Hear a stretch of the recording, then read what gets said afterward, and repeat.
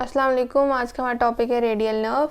Lecture को start करने से पहले मैं बताती चलूँ कि आप मेरे channel daily dose of education को लाइक करें, शेयर करें और सब्सक्राइब करें और बेल आइकन पर क्लिक करके और वीडियोस को सिलेक्ट करें ताकि आपको नए आने वाली वीडियोस की नोटिफिकेशन मिलती रहे। तो बेसिकली हम बना रहे थे ब्रेकियल प्लेक्सस से ओरिजिनेट होने वाली नर्व्स पर, जिसमें हमारे पास एक्सिलरी नर्व है, मस्कुलोक्यूटेनियस नर्व है, मीडियन नर्व है, अल्नर नर्व है और रेडियल नर्व है। अभी तक हमने मीडियल और अल्नर नर्व को डिस्कस किया है, आज हम रेडियल नर्व को डिस्कस कर रहे हैं। लेक्चर को स्टार्ट करने से पहले मैं कुछ इंपॉर्टेंट पॉइंट्स बताती चलूँ कि आप ये जो हम प्रीवियसली जो लेक्चर बनाना हमने शुरू किए हैं वो हमारे पास फिजियोथेरेपी से रिलेटेड हैं और ये हमारे पास एनाटॉमी का कवर हो रहा है सिलेबस। तो जो बच्चे अफोर्ड नहीं कर सकते हैं बुक्स जो है, तो वो हमारे पास हम इम्पोर्टेंट लेक्चर जो है अपलोड कर रहे हैं कुछ स्पेसिफिक टॉपिक्स के, तो आप इनसे जो है वो अपना बेनिफिट उठा सकते हैं। उसके साथ साथ अपने उन फ्रेंड्स को शेयर कर सकते हैं जो अफोर्ड नहीं कर सकते हैं। तो स्टार्ट करते हैं रेडियल नर्व को कि रेडियल नर्व हमारे पास जो है ब्रेकियल प्लेक्सस की जो है वो एक ब्रांच है और उनमें से सबसे थिकेस्ट ब्रांच हमारे पास रेडियल नर्व है। ये इंपॉर्टेंट हमारे पास पॉइंट है। इसकी रूट वैल्यू की डिस्कस कर लें कि हमारे पास जो ब्रेकियल प्लेक्सस की जो रूट वैल्यूज़ थी उनमें से कौन सी रूट वैल्यूज़ हमारे पास रेडियल नर्व को बनाने के लिए इन्वॉल्व होती हैं। तो ventral रिमाई of C5 to C8 यानी लोअर हमारे पास सर्विकल नर्व्स और उसके बाद T1 यानी कि फर्स्ट थोरेसिक नर्व यानी इसमें इन्वॉल्व होती है स्पाइनल कॉर्ड की। ये नर्व फाइबर्स हैं जिसे हम सेगमेंट्स भी कह सकते हैं स्पाइनल कॉर्ड के। यानी कि अब हमारे पास C5 to C8 यानी ऑल लोअर सर्वाइकल फाइबर्स और फर्स्ट थोरेसिक फाइबर इंक्लूड है।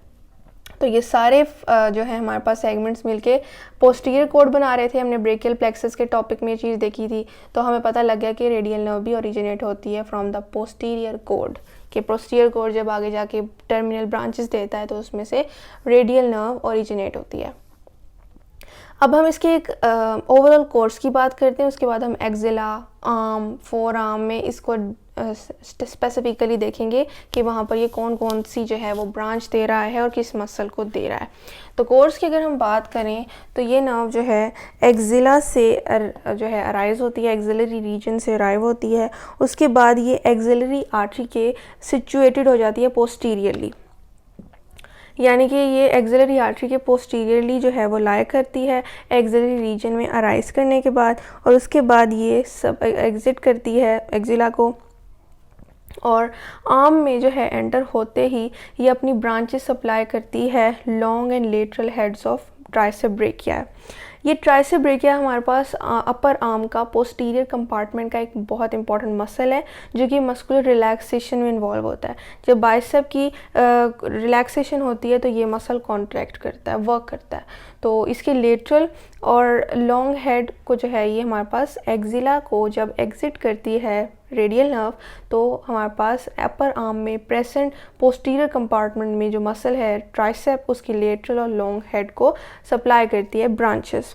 उसके साथ साथ फिर radial nerve descend down the arm, यानी अब आर्म जो है अपर आर्म में यहाँ पर से सप्लाई देके ये मूव करती है डाउनवर्ड और वहाँ पर हमारे पास ह्यूमरस की सरफेस में एक डिप्रेशन होता है, एक शैलो डिप्रेशन होता है जो जिसे हम रेडियल ग्रूव कहते हैं, उसके थ्रू ट्रेवल करती है, इसीलिए उसका नाम रेडियल ग्रूव है क्योंकि उसके थ्रू ही हमारे पास ह्यूमरस के रेडियल नर्व पास कर रही होती है और डाउनवर्ड मूव कर रही होती है आर्म के।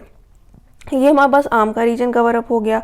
अब जैसे ही डिसेंड करेगी downward towards the cubital fossa तो हमारे पास रेडियल नर्व जो है वो ह्यूमरस को रैप कर लेगी लेटरली क्यों रैप करेगी, उसके बाद क्या करेगी, ये medial head of triceps brachii को ब्रांच सप्लाई करती है। देखें दोबारा से हम इसको देखते हैं कि रेडियल नर्व जो है ये आर्म में एक्जिला को एग्जिट करके आर्म में एंटर हुई। एक्जिला में ये पोस्टीरियरली लाई कर रही थी एक्सिलरी आर्टरी के साथ, फिर इसने एक्जिला में को एग्जिट करके लॉन्ग और lateral head of triceps brachii को ब्रांचेस सप्लाई की। फिर ये आगे ट्रैवल करना इसने शुरू किया, अपने पाथवे को कंटिन्यू रखा और रेडियल ग्रूव जो कि ह्यूमरस के सरफेस में प्रेजेंट एक शैलो डिप्रेशन है उसके थ्रू पास किया और फिर इसने लेटरली जो है ह्यूमरस को रैप किया और लेटरली मूव करते हुए इसने medial head of tricep brachii को भी नर्व सप्लाई की। यहाँ से भी इसने लेटरल लॉन्ग हेड को सप्लाई की थी। जब ये मज़ीद आगे को कंटिन्यू करती है अपने कोर्स को, तो ये medial head of tricep brachii को भी अपना ब्रांच सप्लाई करती है। और इस पूरे कोर्स में जो कि आर्म में था, अभी तक हम सिर्फ आर्म की बात करें क्योंकि ट्राइसेप मसल ब्रेकियाई हमारे पास आर्म में है, तो उसमें ब्रेकियल आर्टरी भी इसके साथ साथ जो है उसकी डीप ब्रांच जो है वो भी प्रेजेंट थी रेडियल नर्व के। अब हम बात करते हैं क्यूबिटल फोसा की, क्योंकि हमारे पास आर्म के बाद आता है क्यूबिटल फोसा। क्यूबिटल फोसा से पास करते हुए ये एंटर होता है फोर आर्म में, लेकिन वहाँ पर फोर आर्म में एंटर होने से पहले ये करता है कि ये जो लेटरल एपिकोंडाइल है ह्यूमरस का, उसकी एंटीरियर साइड पे आ जाता है थ्रू क्यूबिटल फोसा, ताकि वो फोर आर्म के एंटीरियर रीजन में एंटर हो सके।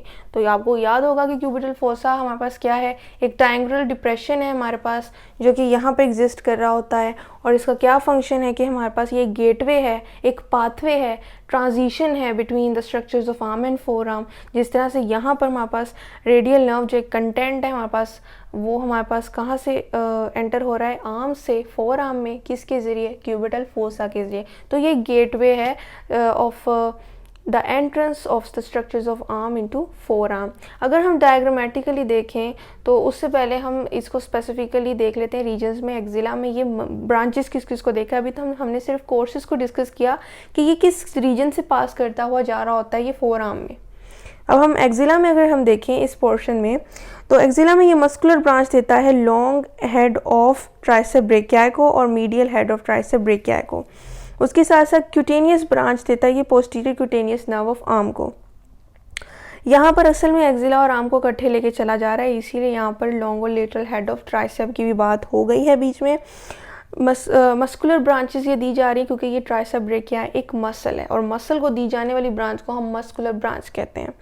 और एक्जिला में तो ये कोई ख़ास ब्रांच नहीं देता, लेकिन एक्जिलरी रीजन में ये क्यूटेनियस ब्रांच देता है posterior cutaneous nerve of arm को, यानी पोस्टीरियर साइड की क्यूटेनियस यानी स्किन को ये आर्म की स्किन को ये प्रोवाइड करता है अपनी क्यूटेनियस ब्रांच।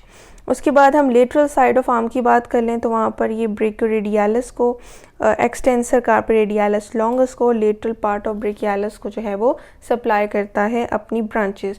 ये आर्म के रीजन में जो अपर रीजन में हमने देखा, वहाँ पर ये medial lateral long head of tricep brachii को ब्रांचेस सप्लाई कर रहा है। डाउनवर्ड मूव करते हुए जब ये रेडियल ग्रूव से पास करता है, फिर ये ब्रेकियोरेडियालिस को जो कि डाउनवर्ड ही हमारे पास लाई कर रही होती है, उसके बाद एक्सटेंसर कार्पे रेडियालिस लॉन्गस को और लेटरल पार्ट ऑफ ब्रेकियालिस को भी ब्रांचेस सप्लाई करता है। फिर हम आते हैं क्यूबिटल फोसा में। क्यूबिटल फोसा में ये मस्कुलर ब्रांच सप्लाई करता है एक्सटेंसर कार्पे रेडियालिस ब्रेविस और सुपिनेटर को।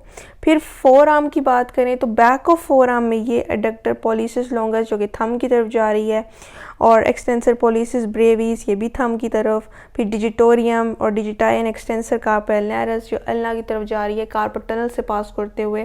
तो ये सारी ब्रांचेस हमारे पास बैक ऑफ फोर आर्म में देता है। फिर रिस्ट में हमारे पास ये सिर्फ एक आर्टिकुलर डी ब्रांच देता है इंफीरियर रेडियो अल्नर को, रिस्ट को और इंटरकार्पल जॉइंट्स को। तो ये हमारे पास इसकी पिक्टोरियल जो है वो हमने देखी, इसका फ्लो चार्ट हम कह सकते हैं देखा। अब हम इसकी इंजरी की बात करते हैं कि रेडियल नर्व की इंजरी हो जाए तो हमारे पास क्या होता है। ये याद रखिए कि रेडियल नर्व का जहाँ पर आप नाम सुने तो उसकी इंजरी जो है हमेशा रिस्ट ड्रॉप से एसोसिएटेड होती है। रिस्ट ड्रॉप हमारे पास क्या है कि ये एक मेडिकल सिचुएशन है। इसमें क्या होता है कि हमारे रिस्ट और फिंगर्स जो हैं ये इस तरह से फ्लेक्स्ड हो जाती हैं, यानी कि फिंगर्स और रिस्ट दोबारा से एक्सटेंड नहीं कर सकती हैं एट मेटाकार्पोफेलेंजियल जॉइंट्स। ये हमारे पास मेटाकार्पोफेलेंजियल जॉइंट है, इस तक एक्सटेंड नहीं कर पाती हैं।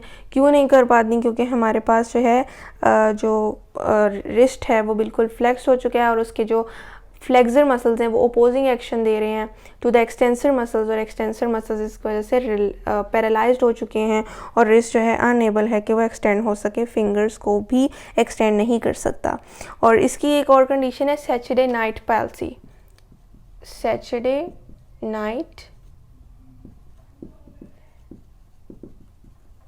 पैल्सी ये वो कंडीशन है। सैटरडे नाइट इसमें क्यों लिखा गया है? जिस तरह के अल्कोहल की ड्रिंक करने की वजह से जो है वो अक्सर जो है पर्सन अपना जो है हैंड ऐसे लूजली जो है वो उसको छोड़ देता है। तो इस कंडीशन को भी इस जो आपस में रिजेंबल किया गया है कि सैचुरेटेड नाइट पाल्सी एक ऐसी कंडीशन जिसमें एक ऐसा जो पेशेंट होता है उसका हैंड उसी तरह से लूज़ हो जाता है जिस तरह से एक पर्सन ने अल्कोहल जो है उसे ड्रिंक किया हो।